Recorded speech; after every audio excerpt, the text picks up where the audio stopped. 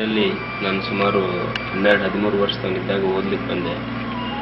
ನಮ್ಮ ಮನೆಯಲ್ಲೂ ಭಾಳ ಬಡತನ ಇತ್ತು. ನಮ್ಮ ಮಠದ ಭಕ್ತರು ಅಲ್ಲಿಂದ ತಗೊಂಡು ಬಂದು ಇಲ್ಲಿ ಓದ್ಲಿಕ್ಕೆ ಬಿಟ್ಟರು.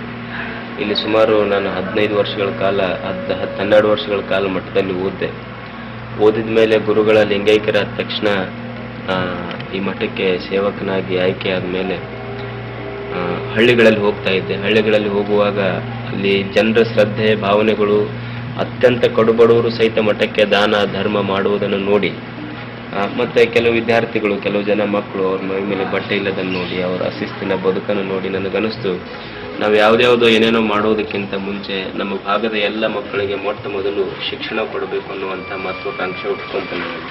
ಹಾಗಾಗಿ ನಾನು ಮೊಟ್ಟ ಮೊದಲು ಪ್ರಾರಂಭ ಮಾಡಿದ ಕೆಲಸ ಅಂದ್ರೆ ಈ ಭಾಗದ ಎಲ್ಲ ಬಡ ಮಕ್ಕಳಿಗಾಗಿ, ಅಂದರೆ ಸುಮಾರು 2000 ಮಕ್ಕಳಿಗಾಗಿ ಒಂದು ವಿದ್ಯಾರ್ಥಿ ವಸತಿ ನಿಲಯದ ಪ್ರಾರಂಭ ಆಯಿತು. ಅದು ಮೊಟ್ಟ ಮೊದಲು ಕನಸು.